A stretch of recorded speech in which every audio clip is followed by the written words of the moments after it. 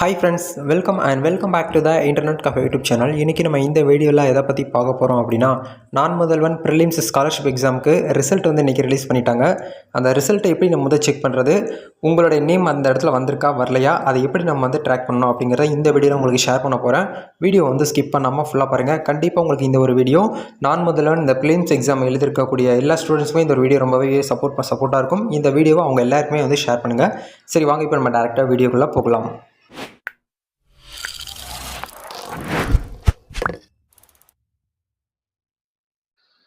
இந்த வீடியோவுக்கு கீழே டிஸ்கிரிப்ஷனில் நான் முதல்வனுடைய அஃபீஷியல் வெப்சைட் லிங்க் கொடுத்துருக்கேன். அந்த லிங்க்கை கிளிக் பண்ணிங்கன்னா உங்களுக்கு இந்த மாதிரி இன்டர்ஃபேஸ் வரும். இது உங்கள் மொபைல் ஃபோன் மூலியமாகவே இந்த ரிசல்ட்டை நீங்கள் வந்து பார்த்துக்க முடியும்.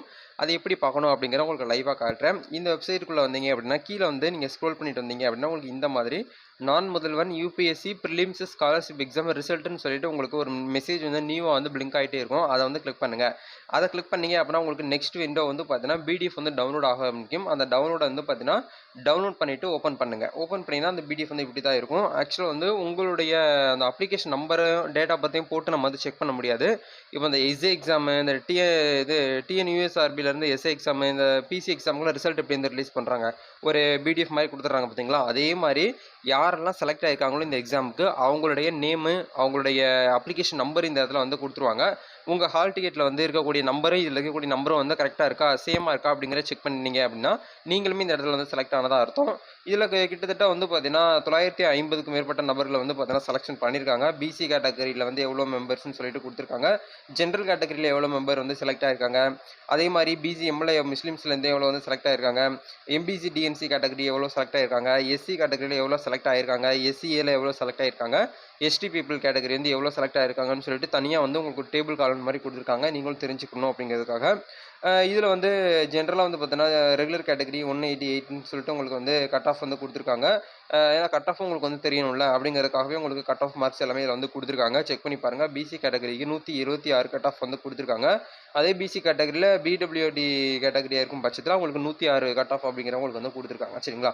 அப்படி கீழே நம்ம வந்து ஸ்க்ரோல் பண்ணிட்டு வரும்போது minimum and maximum age meet கிரைட்டீரியான்னு சொல்லிட்டு உங்களுக்கு கொடுத்துருக்காங்க.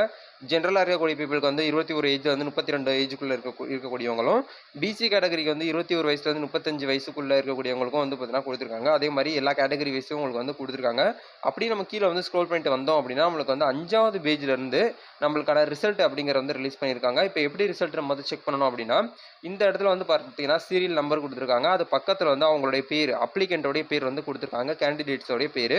அது பக்கத்தில் ரெஜிஸ்ட்ரேஷன் நம்பர் வந்து கொடுத்துருக்காங்க. அது பக்கத்தில் அவங்களுடைய டேட் ஆஃப் பர்த் வந்து கொடுத்துருக்காங்க.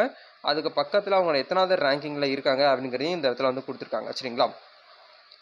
செலக்டட் அகைன்ஸ்டு கேட்டகரி அப்படின்னு சொல்லிட்டு உங்களுக்கு வந்து ஜிஇஎன் அப்படின்னா ஜென்ரல் வந்து பார்த்தீங்கன்னா 1/283 ஜென்ரல் கேட்டகரியில் 283 உங்களுக்கு கேட்டகரியில் வராங்க அப்படிங்கிறத அர்த்தம். சரிங்களா? இதுதான் வந்து பார்த்தீங்கன்னா உங்களுக்கு வந்து கொடுத்துருக்காங்க. நீங்கள் செக் பண்ணி பாருங்கள். இப்போ இவ்வளோ பேஜில் எப்படி ப்ரோ என்னோட பேர் வந்து செக் பண்ணுறது அப்படின்னு கேட்டிங்கன்னா ரொம்ப சிம்பிள். இந்த மேலே வந்து பார்த்தீங்கன்னா டாப்பில் வந்து உங்களுக்கு நீங்கள் கிளிக் பண்ணிங்கன்னா மேலே வந்து இது ஃபைண்ட் பேஜ்னு ஒரு ஆப்ஷன் வந்து கொடுத்துருப்பாங்க. அதில் வந்து உங்கள் பேர் வந்து இந்த இடத்துல கரெக்டாக வந்து பார்த்தீங்கன்னா டைப் பண்ணுங்கள். சரிங்களா?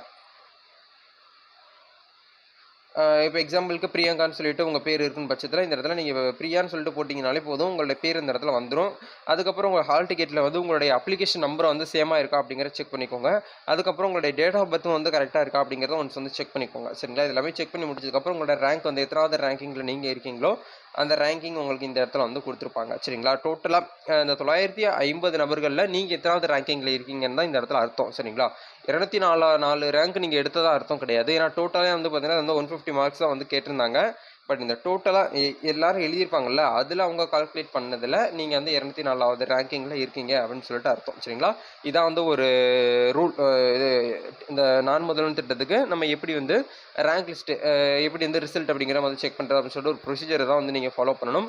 இது பிடிஎஃப் லிங்க்கு கூட நான் டேரக்ட் லிங்க் வீடியோ கீழே கொடுத்துட்றேன். நம்ம டெலிகிராம் குரூப்லேயே நான் ஏற்கனவே போஸ்ட் பண்ணிட்டேன். அங்கே போயிட்டு நீங்கள் வந்து செக் பண்ணிக்கலாம். நீங்கள் செக் பண்ணி பார்த்துட்டு உங்கள் பேர் இருக்கா இல்லையா அப்படிங்கிறதையும் மறக்காமல் கண்டிப்பாக கமெண்ட் செக்ஷனில் ஷேர் பண்ணுங்கள். ஏன்னா நானும் தெரிஞ்சுக்கிறேன். நீங்கள் பாஸ் பண்ணியிருக்கிறது எனக்கும் வந்து ஒரு சந்தோஷமான ஒரு விஷயமாக தான் இருக்குது. ஏன்னா நம்ம சேனலில் ரெகுலராக இந்த நான் முதல்வன் சம்மந்தமாக நம்ம ரெகுலராக வீடியோஸ் பார்த்து நிறைய நபர்கள் வந்து அப்ளை பண்ணி எக்ஸாமுக்குலாம் போயிருக்கீங்க.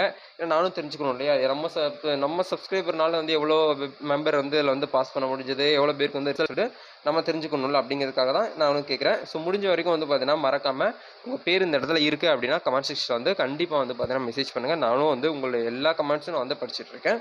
நம்ம நெக்ஸ்ட் ஒரு அதர் வீடியோவில் மீட் பண்ணுவோம். இந்த வீடியோ யூஸ்ஃபுல்லாக இருந்துச்சுன்னா லைக் பண்ணுங்கள், ஷேர் பண்ணுங்கள், கமெண்ட் பண்ணுங்கள். தேங்க்யூ.